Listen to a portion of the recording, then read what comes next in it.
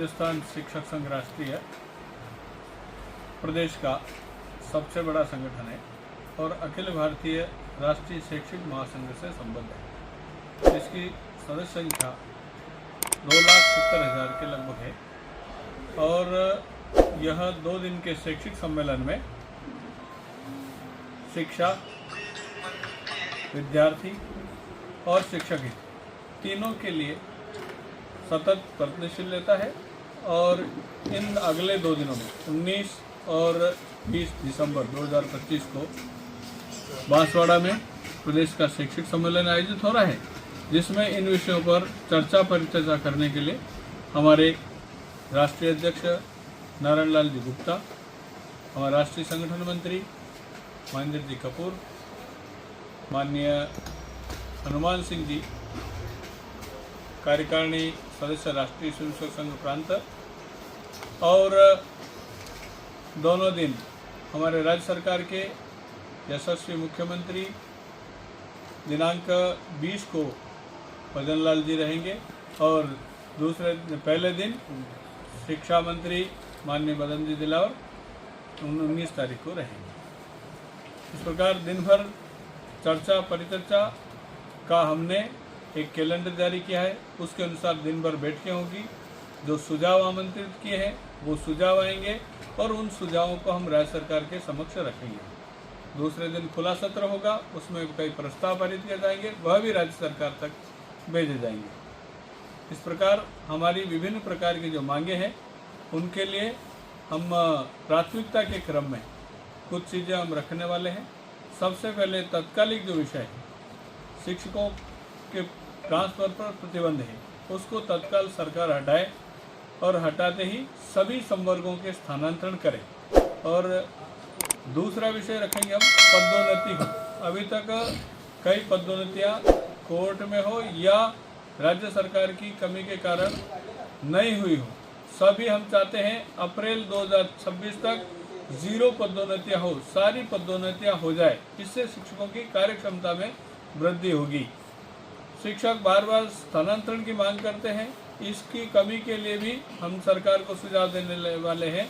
इसमें ग्रामीण भत्ता दिया जाए ताकि शिक्षक ग्रामीण क्षेत्र में सेवा देने के लिए तत्पर रहेगा। शहरी भत्ते की तरह ग्रामीण भत्ता दिए जाने की मांग भी करेंगे हम। उसके पश्चात संविदा के शिक्षक राजस्थान में 35,000 लगे हुए हैं। उन संविदा के शिक्षकों को जो पंचायत सहायक, शिक्षाकर्मी, पैरा टीचर विभिन्न नामों से जान जाते हैं, उनका नियमितीकरण किया जाए। इसके पश्चात और भी कई सारे जो मुद्दे हैं, वेतन विसंगति का मुद्दा हमारे कई समय से चल रहा है। जो प्रबोधक के लिए या आरपीएससी से लगे लोग जो 2005 से 2010 के मध्य लगे, उनकी एक छोटी सी त्रुटि के कारण वेतन विसंगति रह गई। 11,170 के बजाय 12,900 पर छठे वेतन आयोग में उनको फिक्स करना था।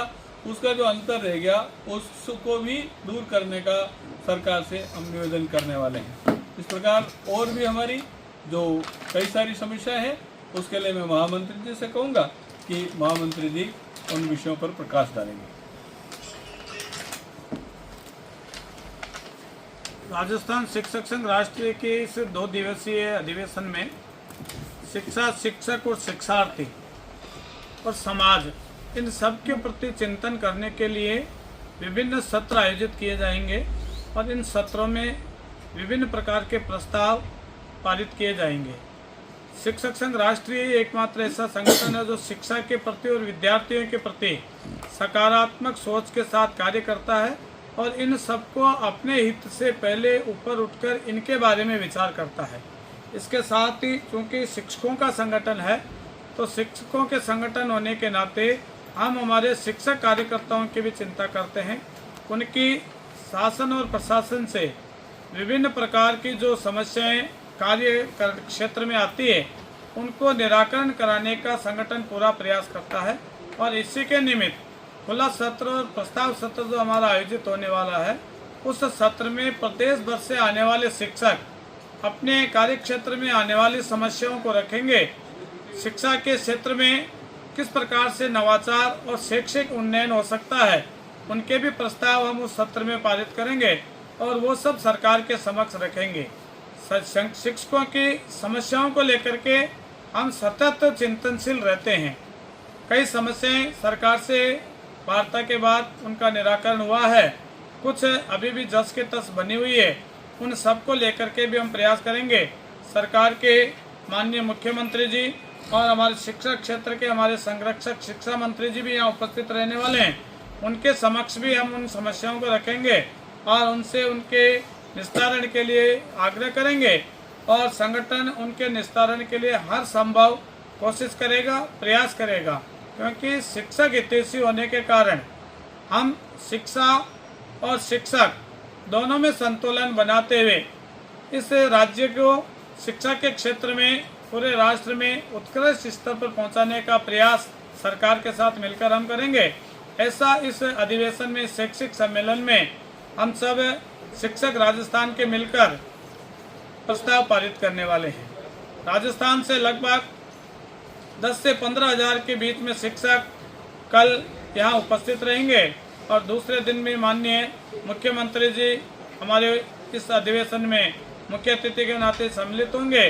दोनों दिन आने वाले कार्यकर्ता इस वागड़ की धरती पर राज राजेश्वरी त्रिपुरा सुंदरी की इस भूमि पर यहाँ शिक्षा को लेकर मंथन और चिंतन करेंगे। मैं हमारे इस सम्मेलन के संयोजक जी हमारे डॉक्टर ऋषि जी चौबीसा से भी आग्रह करूंगा कि आप भी यहाँ की व्यवस्थाएं कैसी तैयारियां चल रही है, बोलो इस पर अपनी बात रखें। हाँ बोलो, पत्रकार वार्ता राजस्थान शिक्षक संघ राष्ट्रीय के 2 दिवसीय शैक्षिक अधिवेशन के लिए बांसवाड़ा संभाग के बांसवाड़ा, डूंगरपुर और प्रतापगढ़ तीनों जिलों के शिक्षकों ने, कार्यकर्ताओं ने तन मन धन से संपूर्ण राजस्थान के कोने कोने से आने वाले शिक्षकों के लिए अपनी पर्याप्त व्यवस्थाएं की हैं। अधिवेशन स्थल पर 10,000 से अधिक शिक्षकों के बैठने की व्यवस्था की है। पूरे राजस्थान के दूर दूर से सुदूर क्षेत्रों से आने वाले शिक्षकों के लिए आवास, भोजन इत्यादि की भी व्यवस्था संगठन के पदाधिकारियों ने, कार्यकर्ताओं ने सबने मिलकर की है।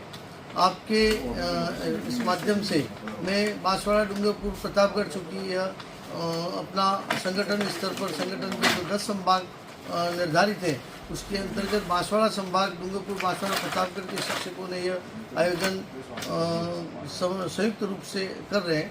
तो उन सभी के माध्यम, कार्यकर्ताओं के माध्यम से मैं सभी से आह्वान भी करता हूं कि अधिक से अधिक संख्या में इस अधिवेशन में डूंगरपुर, बांसवाड़ा और प्रतापगढ़, चूँकि हमारा ये टीएसपी क्षेत्र है और इस टीएसपी क्षेत्र के सभी शिक्षक इस 2 दिवसीय महाकुंभ में अपनी सहभागिता दोनों दिन रखें।